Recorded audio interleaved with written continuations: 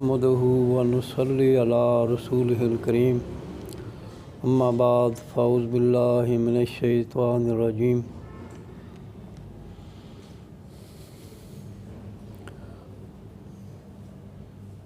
बरादरान मोहतरम, आज 6 जनवरी 2023 गुज़श्ता माह साल में हमसे जुदा होने वाले इंतहाई अबकरी शख्सियत जो हमारा साथ छोड़ गईं। कल की बात है, अज़ीम मुसन्निफ़, मुफ़क्किर, मुहक्किक जनाब हकीम मोहम्मद अशरफ शाकिर साहब, अल्लाह उनकी मग़फ़िरत फ़रमाए, हमसे जुदा हो गए। अब देखें, अपनी गुफ्तगू से पहले या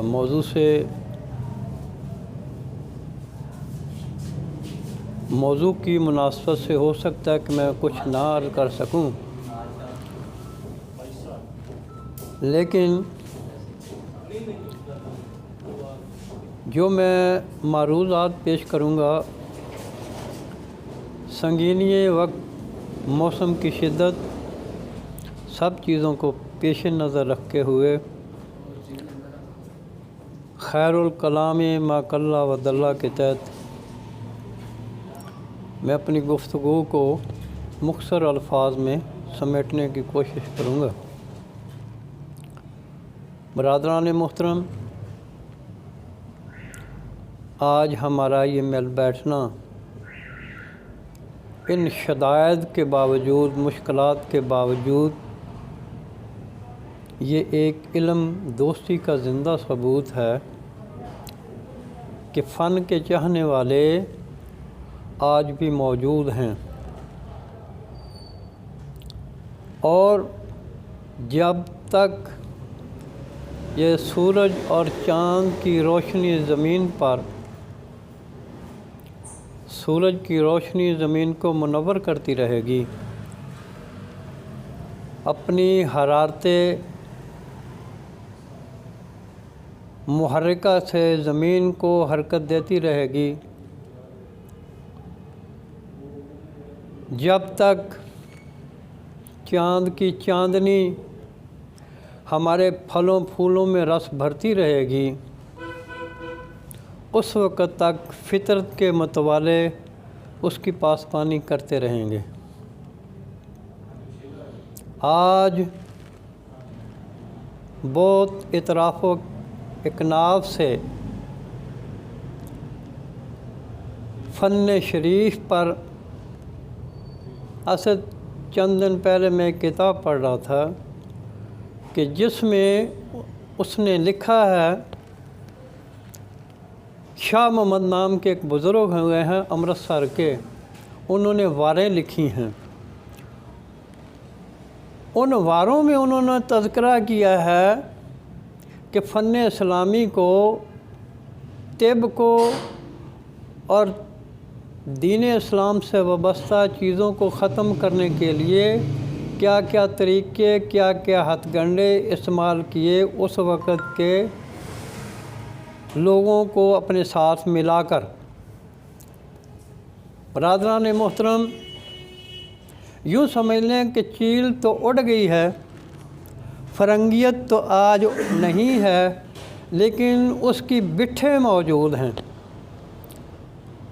उनका जो फुज़ला है आज भी उसी तरह मौजूद है, जो किसी न किसी तरह से इस फ़न शरीफ पर या इस फ़न शरीफ की कदावर शख्सियत पर सब तो सितम करने में किसी तरह से बाज नहीं है। वो अपनी दुरुदा दहनियाँ, मुँह शगाफियाँ उसी तरह जारी किए हुए हैं। अब बात यहाँ के साबर साहब ने जिस फ़न को آسان کیا، ارزاں کیا، متقدمین کی ضخیم کتابوں کے نتائج کو مختلف صورتوں میں انہوں نے یکجا کیا، عوام کے سامنے پیش کیا، اس فطری ستائی کو عام کیا۔ لامحالہ جب بھی کوئی نیکی پھیلاتا ہے تو اس کے دشمنوں کی تعداد بڑھتی ہے، کیونکہ ظلم کا راستہ رکتا ہے۔ یاد رکھیں حضرت دوست محمد صابر ملتانی رحمۃ اللہ علیہ آپ گروہ خواص میں سے، مخلصین میں سے تھے، اسی لیے جو انہوں نے فن میں تجدید کی ہے، حالانکہ ان کے ہم عصر یا استاد بھی کہہ لیں کہ جنہوں نے کہا تھا کہ فن طب جدید، تو صابر صاحب نے برملا کہا تھا کہ طب جدید نہیں، تجدید فی الفن، تجدید فی الطب، تجدید طب تو ہو سکتی ہے، طب تو ایک ہی ہے۔ اب اس کے حوالے سے صابر صاحب نے جو 500 سال پہلے فن رک چکا تھا، کام رک چکا تھا، شیخ ابن سینا رحمۃ اللہ علیہ کے بعد جو جمود آ گیا تھا، وہ حضرت صابر صاحب رحمۃ اللہ تعالیٰ علیہ نے، اللہ نے ان کو وہ فہم سمجھ عطا فرمائی جس کے تحت وہ جمود ٹوٹا۔ انہوں نے ایک فن کی نئی متعین و مطہر صاف ستھری صورت پیش کی۔ لامحالہ ان کی زندگی میں بھی ان پر طرح طرح کے آوازیں اٹھتے رہے، اور میں سمجھتا ہوں صابر صاحب رحمۃ اللہ علیہ کے شاگردوں میں بابا جی رحمۃ اللہ علیہ نے جس انداز سے صابر صاحب کا دفاع کیا ہے، یہ صرف انہی کا خاصہ ہے۔ آج بھی جو بونے قد کاٹ کے لوگ ہیں، میرے لفظوں کو نوٹ کرنا، ثناء اللہ صاحب، صابر صاحب کو سمجھنا کوئی اتنا آسان نہیں ہے۔ اس فورم سے میں چیلنج کرتا ہوں، اس فورم سے میں چیلنج کرتا ہوں جو صابر صاحب کے مقابل میں اپنے آپ کو یا صابر صاحب کو ہم نبی نہیں مانتے، صابر صاحب کو معصوم نہیں مانتے، لیکن صابر صاحب کو سمجھنا بھی اتنا آسان نہیں ہے۔ مجھے ایک روایت پہنچی ہے، ایک موقع پہ جناب یاسین چاولہ رحمۃ اللہ تعالیٰ علیہ سے کسی نے سوال کیا،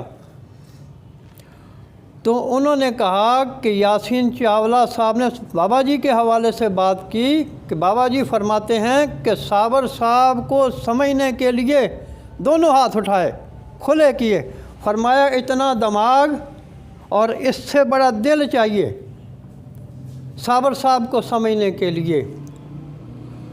تو بات یہ ہے کہ ایک فن کو سمجھنے کے لیے ضروری ہے اس کی بنیادی چیزوں کو سمجھا جائے۔ جب تک فن کی مبادیات کو بندہ سمجھتا نہیں ہے، وہ کتنا بھی بڑا ہو، اب دیکھیں پی ایچ ڈی کوئی لیول نہیں ہے، یہ تو ایسے ہی ہے جیسے سقراط سے کسی نے پوچھا، سقراط نہیں، ارسطو سے کسی نے پوچھا، اذان ہو رہی ہے، ایک منٹ بند کرتے ہیں۔ ہم لوگوں کو قریب کرنے کی کوشش کرتے ہیں، قریب ہوتا نہیں ہے۔ یہ وہ شخص کا جس کے پاس وسائل بھی نہیں ہیں، لوگ اس کے پاس جوک در جوک آ رہے ہیں۔ اس کی وجہ کیا تھی؟ وہ وجہ یہ تھی کہ وہ فطرت کے قریب تھی، وہ ایک سچائی کو فروغ دے رہے تھے، سچائی کو پھیلا رہے تھے۔ اس وقت بھی کچھ ایسے ناعاقبت اندیش لوگ जिन्होंने उनकी हयात मुस्तार में भी उनको सुकून का सांस नहीं लेने दिया था। और जब जैसे जैसे उनके मानने वालों की तादाद बढ़ रही थी, इन लोगों के पेट में मरोड़ पड़ रहे थे। फिर ये सरकारी सहारों और फरंगी एजेंटों की पनाहगाहों में छुपे हुए थे। आज भी साबर साहब रहमतुल्लाह अलैह पे तनकीद करने वाला वो शख्स ही हो सकता है जो तही दस्त है इल्मी तौर पे, ना उसका फ़न कदीम से ताल्लुक़ है, ना फ़न जदीद से ताल्लुक़ है। यूँ समझ लें कि वो मुअल्लक़ बैनुस्सतूर है। जो मुअल्लक़ बैनुस्सतूर है वो ना इधर का है व ना उधर का है। तो आज हमें ये कहने पे बाक नहीं है, अगर इतना ही दमखम है तो किसी जगह पे अपने खुर्दो कलां को इकट्ठे करो, मैदान लगाओ, फिर हम समझते देखते हैं कि दूध का दूध पानी का पानी मालूम हो जाएगा आपको। लेकिन मैं ये समझता हूँ कभी भी आप में ये जुर्रत, कभी भी आप में ये हिम्मत नहीं होगी। क्यों कि साबर साहब नाम है सच्चाई का, साबर साहब नाम है इल्मी बुलंदी का, साबर साहब नाम है इल्मी रिफ़त का। तो आज हमें ये समझ लेना चाहिए, खा वो तिब कदीम के नाम से दवाखाना हो या तिब यूनानी के नाम दवाखाना हो, सब पे साबर साहब का एहसान है। आज तिब यूनानी के दवाखाने भी जो चल रहे हैं, किसी भी दवाखाने में दाखिल हो जाओ, वहाँ पे साबर साहब की फार्माकोपिया किसी न किसी हालत में मौजूद होगी। अगर के उनकी इस्तिलाहात इखलाकी जुर्रत तो ये है ना, उसी नाम से उसी टर्मिनोलॉजी से इसको चलाएं, लेकिन इखलाकी जुर्रत हो कहाँ से? नाम बदल लिया, जो फार्माकोपिया पे नाम था वो और था, अपनी तरह से नया नाम लिख के चला वही रहे हैं, परहेज़ वही बता रहे हैं। तो यार इससे बड़ी नाइंसाफ़ी और क्या होगी। एक मौके पे कौंसल के कर्ता धर्ताओं से भी मेरी बात हुई, उन्हें कहा जी हकीकत है, ऐसा ही है, हमारा कोई दवाखाना इसके बगैर नहीं चल सकता, लेकिन हम उसको अपना हिस्सा कैसे बना लें? अगर हम उसको अपना हिस्सा, मेरे लफ्ज़ रिकॉर्ड हो रहे हैं, और यकीन जाने उन लोगों ने ख़ुद कहा कि अगर हम इसको हिस्सा बना लें तो हमारी इंडस्ट्री का क्या बनेगा। तो बरादरान मोहतरम, वो तो किसी और फ़िक्र में मुब्तला हैं। इस तरह से कुछ न कुछ अफराद को फुलियाँ डाल के उनसे तरह तरह की बातें अगलवाते रहते हैं। हालांकि मैं समझता हूँ कि जैसे वो अरस्तु की बात कर रहा था ना, अरस्तु बुत के सामने सजदा कर रहा था, अरस्तु बुत के सामने सजदा कर रहा था। उससे किसी ने पूछा, अरस्तु तू इतना अक्लमंद है, तू बुत को सजदा करता है? उसने कहा, जब मैं बुत को सजदा करता हूँ तो अक्ल को निकाल के साइड पे रख देता हूँ। अब ये डिग्रियाँ, ये सारी चीज़ें इस चीज़ की दलील नहीं है कि वहाँ अक्ल भी हो। अक्ल सलीम जहाँ होगी, अगर इख्तलाफ राय भी होगा तो मुहज़्ज़ब तरीके से किया जाएगा। जब अक्ल सलीम नहीं होगी तो वहाँ अक्ल खबीस होगी, और खुबुस से हमेशा बदबू उठती रहती है, कभी खुशबू नहीं आती।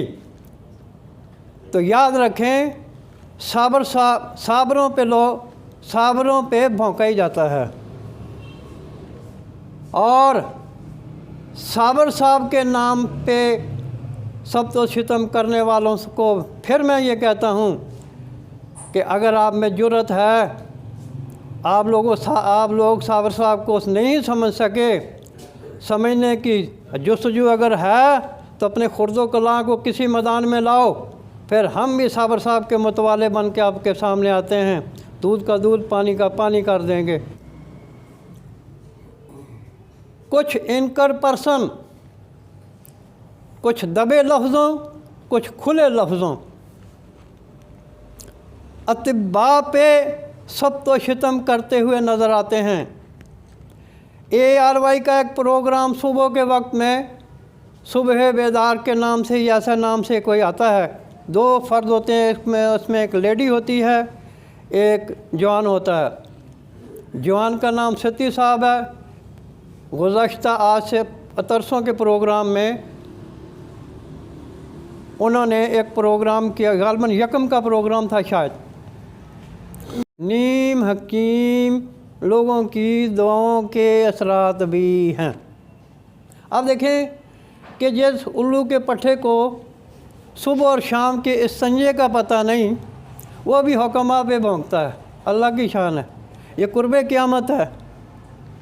इसके अलावा और क्या होगा कि जिसको ये नहीं पता अभी 7 दिन का है या 7 माह का है, वो भी हुक्मा की ज़ात पे सब्त कर रहा है, वो भी अपना बुग़्ज़ बातनी निकाल रहा है। मैं आखिर में सब के लिए अल्लाह से ये दुआ करता हूँ कि या अल्लाह हमें भी समझने की तौफ़ीक दे, जो नहीं समझते उनको भी समझ दे, या फिर उनसे हमारी जान छुड़ा दे।